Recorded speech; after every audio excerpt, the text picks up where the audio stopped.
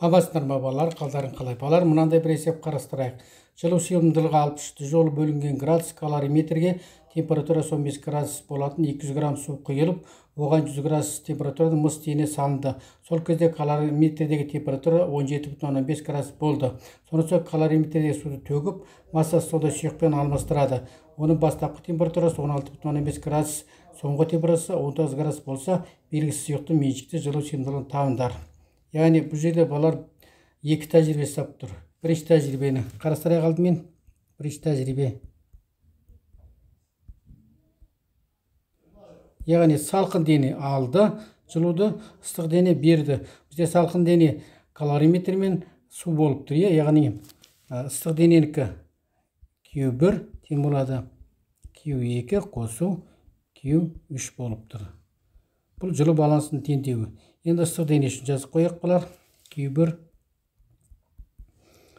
С мыс Е мыс Т2 минус тетта 1 болып тұр. Бұл екінші теңдей. Ыстық денен берген жылу мөлшерін жаздық. Енді салқын дененікі Q2 біздікі С су М1 тетта минус тетта 1 Т1. Бұл біздің үшінші теңдеу салқын судың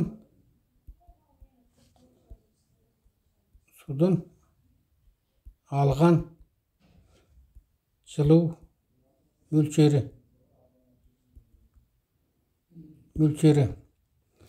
Q3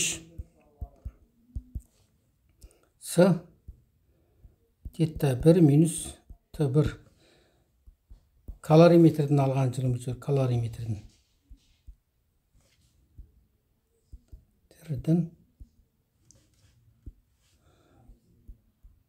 алған жылу мөлшері. Яғни ыстық дене қанша жылу берсе, салқын денелер сонша жылу алды. Жылу баласының теңдеуі. Енді осыларды бала жазайық. Сонымен С су М1 плюс С калориметр тетта 1 минус Т1 деп бірден жазып салайық. Түсінікті болар. С мыс М мыс Т2 минус тетта. Бесінші теңдеу. Сонымен С судыкі 4,2 оның 3 дәресі жол бөлінген килограмм көбейтілген градус көбейту 0,2 килограмм қосу 63 жол бөлінген градус көбейту. Енді 17,5-тен 15 аламыз ғой балар. 2,5-те бірден жазып қояйық. 2,5 тең болады С мыс М мыс. Біз алатын болсақ 100-ден 17,5-ті алып тастасақ 82,5. 82,5 градус. Бізде градус пен градус бәрі қысқарады. Градус пен градус қысқарды. Енді осы жерден балар С мыс М мыс тауып алайық. С мыс М мыс көбейтіп бөліп есептеп жіберейік.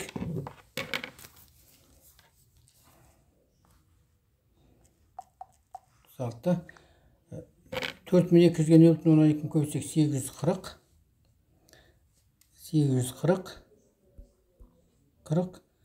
бірлігін жазбай қояйық балар. Қосу 63 көбейту 2,5 бөлінген 82,5 деген осындай бір жақсы цифр шықты.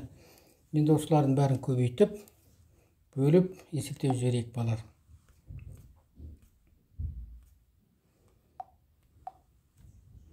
840 қосу 63 көбейту 2,5 бөлу 82,5 27,136 27,36 деген шықты. Бірлігі балар сонда жол бөлінген градус болады ғой. Әсше біз теңдеу құрып жатырмыз. Еміз осындай бір 27,36 деген мән шықты. Бұл біздің 6 теңдеу болсын, мынау біздің 7, мынау біздің 8. Бірінші тәжірибе сонымен біз балар сымыз емістің көбейтіндісінен бір мән шығарып алдық. Енді бірлігін қоятын болсақ, бұл жерде жол бөлінген градус шығады екен. Сонымен енді екінші тәжірибе жасайық. Екінші тәжірибеде тура массасы осындай сұйықпен алмастырады. Біздің мақсатымыз осы алмастырған сұйықты меншікті жылу сыйымдылығын анықтау. Соңген тура сондай мыс денені, температурасы 100 градус мыс денені сол калориметрге салады. Басқа сұйығы бар. Сол кездегі ыстық дене тағы да мыс береді. Калориметрмен сұйық және алмастырған сұйығымыз алады. Тағы да біз жылу балансын теңдеуін жазуымыз керек. Сонымен Q1 қосу Q2 тең Q3. Мына екінші тәжірибе үшін индексін осылай жаза берейік балар. Онда тұрған түк жоқ. Яғни бұл біздің бірінші теңдеу болды. Сонымен бірден жазсақ, және түсінікті С сұйық көбейтілген ем бір массалары бірдей. Одан кейін тетта 2 минус Т3 қосу С калориметр. С калориметрін біз индекспен белгілеген жоқ, сонда С деп белгілейік. Көбейтілген тетта 2 минус Т3 тең болады С-мыз Ем-мыз Т4 минус тетта 2 міне. Екінші жасаған тәжірибеге біз теңдеу құрдық балар. Бұл екінші формула болсын. Сонымен енді С сұйық көбейтілген. Енді бірден мәнін қояйық балар. Мынау 0,2 көбейту. Бізден алып тастаймыз. 19-дан 16,15 алып тастаймыз. 2,15 қалады екен тағы да. 2,15 қосу С көбейтілген 2,15 тең болады С-мыз Е-мыз. Мыз 100-ден 19 аламыз. Көбейту 81. Бұл біздің үшінші теңдеу болды. Енді сонымен С сұйық көбейтілген 0,2 көбейтілген 2,15 тең болады С-мыз. С-мызымыз мәнін жаз қоймыз ба бала? 27,36. 27,36 көбейтілген 81 минус С-мыз 63. С көбейтілген 2,15 қой балар. Бұл біздің төртінші теңдеу болды. Енді С сұйық көбейтілген 0,2 көбейтілген 2,15 тең болады 27,36 көбейтілген 81 минус 63 көбейтілген 2,15. С сұйық көбейтілген 0,2 көбейтілген 2,15 тең болады. Көбейтіп алып жерек.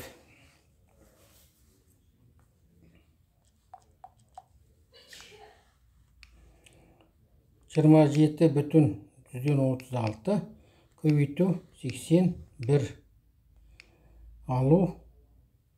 Мынада бізде мынаны жазып қояқ. 2216 2216,16 алу. 63 көбейту 2,5 157,5 тең болады. Алу 216,16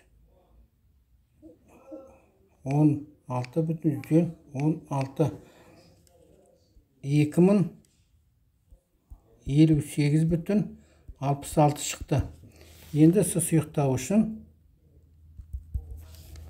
2058,66-ны бөлейік 0,2-ке бөлейік 2,15-ке тең болады. Бөлеміз 0,2-ке бөлеміз 2,15-ке 4117 4117 бүтін 3 дейді, 3 жазбай қойық болар жерде. 4117. Енді бірлігін артынан жаздық, сондықтан квадрат жақшаға алып қойық. Жол бөлінген килограмм көзілген градус болды.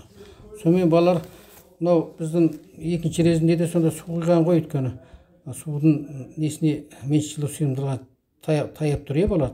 Соның меншік жылу сыйымдылығы 4200, мынау 4117 болып тұр. 4117 жол бөлінген килограмм көзілген градус.